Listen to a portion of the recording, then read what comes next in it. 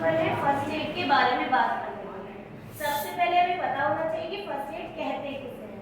First aid कहते हैं ऐसा ट्रीटमेंट जो हम डॉक्टर के पास जाने से पहले अपने घर में या जहाँ पर भी हमें कोई इंजरी हुई है या कोई प्रॉब्लम हुई है वहाँ पर देते हैं।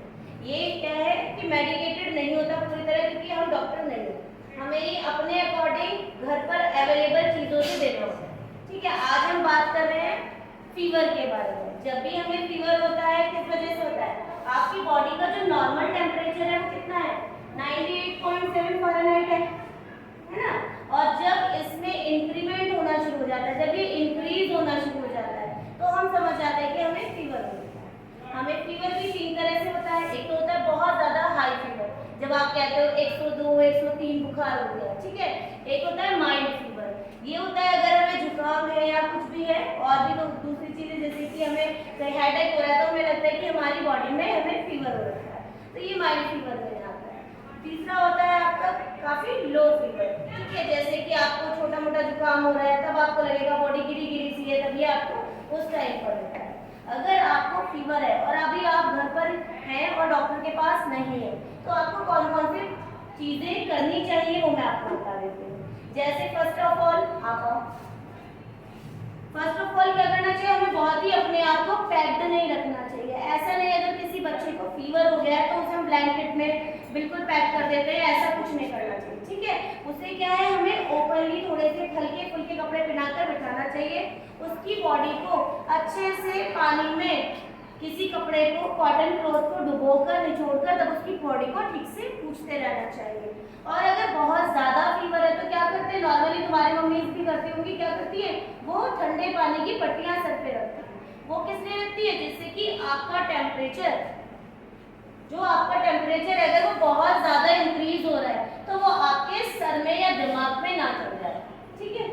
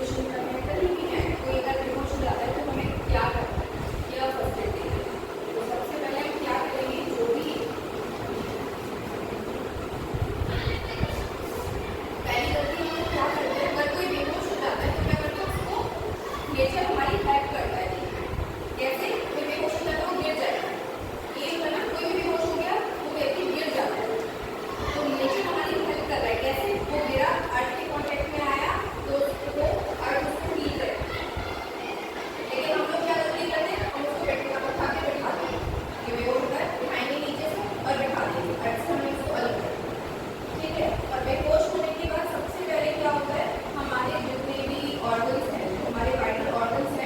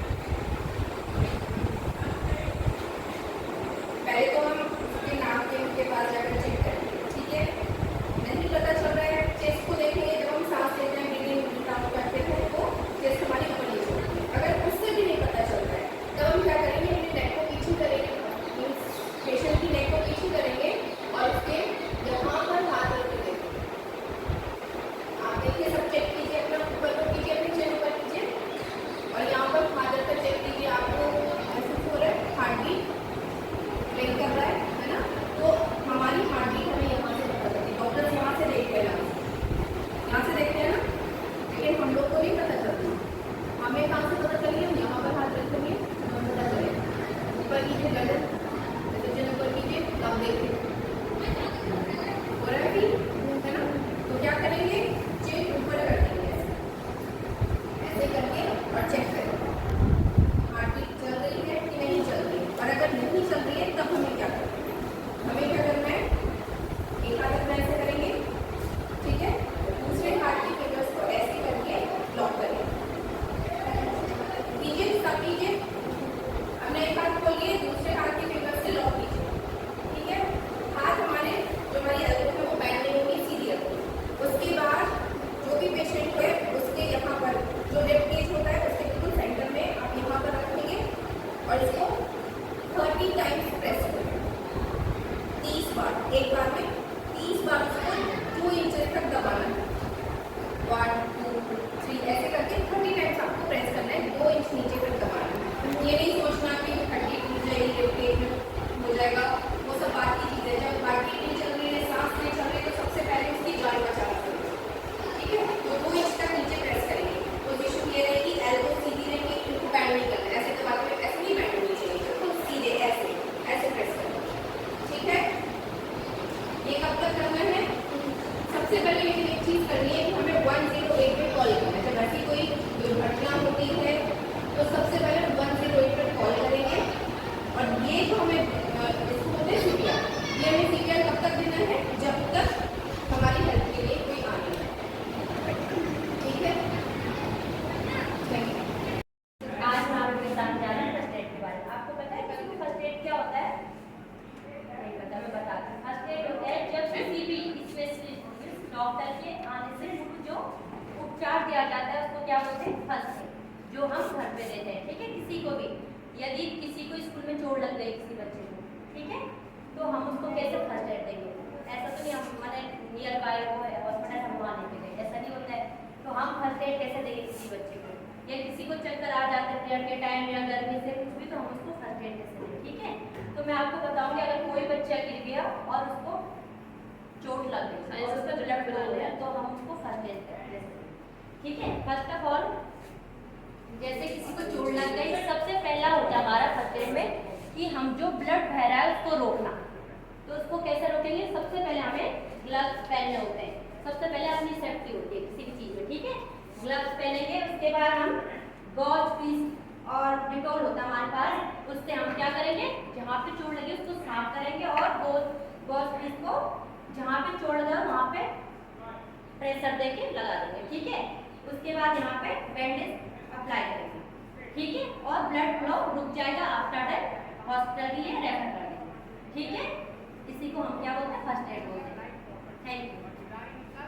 बच्चे को घर में कफ हो जाए, कफिंग में क्या करते हैं, लगातार बच्चे को खांसी आती रहती है, साथ में म्यूकस भी आता है कई बार।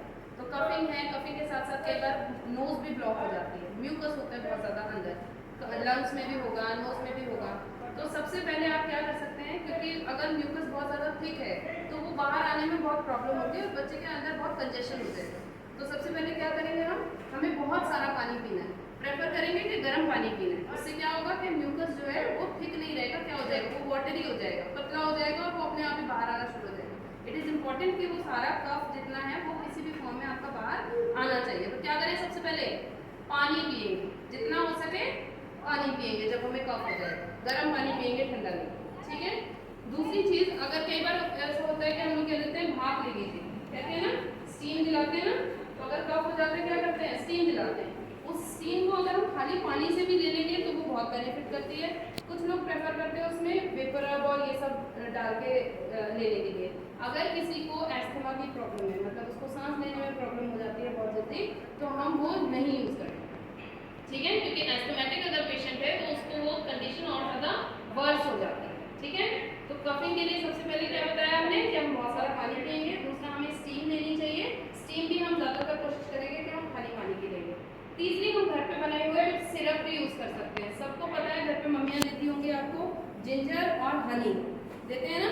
तो क्या करेंगे उसके लिए, जिंजर को ग्रेट करेंगे, जिंजर में से जूस निकालेंगे, पल्प को डिस्कार्ड कर देंगे, उसको फेंक देंगे, जूस में थोड़ा सा हनी मिला के उसको 2 से 3 बार आप घर में लेंगे। तो इससे क्या होता है, कफिंग अच्छी हो जाएगी, ठीक है।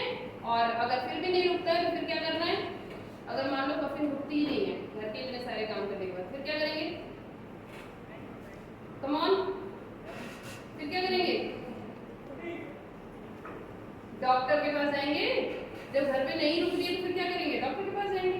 ठीक है, तो ये हमारी फर्स्ट एड थी। हम घर पे ये हेल्प दे सकते हैं बच्चे को, और उसके बाद अगर तब भी आराम नहीं लगता तो क्या करेंगे? डॉक्टर के पास। Okay, Today we are going to वैसे अभी क्या सीखते हैं बेटा? हम कुछ चीज़ों को सीखने के लिए बैठे हैं। First aid, you know what you mean by first aid? जो एड का मतलब जानते हो बेटा? सहायता। जो किसी भी इंजरी होने से पहले, किसी भी सर्कमस्टांस से पहले क्या एड प्रदान कर सकते हैं, क्या एड प्रोवाइड कर सकते हैं। ठीक है, जैसे आपने today I am going to tell you, जैसे यू इन असेंबली आपने देखा होगा बच्चों को, बहुत सारे बच्चे क्या होते हैं, आपके स्टोमक आ जाते हैं और क्या होता है असेंबली में उनको प्रॉब्लम होने लगती है। जैसे आप आओ बेटा, जैसे असेंबली हो रही है, असेंबली पोजीशन में खड़े हुए हैं बच्चे और वो बताते नहीं है उनको प्रॉब्लम हो रही है, डिजीनेस हो रही है। तो उससे पहले बेटा आपको अगर डिजीनेस की प्रॉब्लम हो रही है, आप गिर जाओ, आपके सर में इंजरी हो जाए, वो ज़्यादा हार्मफुल होगी। आपको थोड़ा सा भी अगर फील हो रहा है कि आप डिजीनेस हो रही है, क्योंकि वो सबकॉन्शियस माइंड में चले जाते हैं, आपको पता नहीं रहता आप गिर रहे हैं, आप अपनी बॉडी पे कंट्रोल नहीं होता। यू फील आपको डिजीनेस की प्रॉब्लम नहीं है कभी बेटा? इस तरह से होता है की वजह से, आप एम्प्टी स्टोमक आए हैं उसकी वजह से वो आप गिर जाता, आपको पता ही नहीं रहता, अपनी बॉडी पर जो है फोकस नहीं रहता। तो बेटा आपको अगर लग रहा है, बिल्कुल लग रहा है कि आपको सब कॉन्शियस हो रही है, कुछ प्रॉब्लम हो रही है, उससे पहले आप किसी टीचर को इन्फॉर्म कर दो, अपने पेरेंट्स। अगर आप घर पे हो, घर पे ये प्रॉब्लम है तो अपने पेरेंट्स को इन्फॉर्म करो, क्योंकि अगर आप गिर जाओगे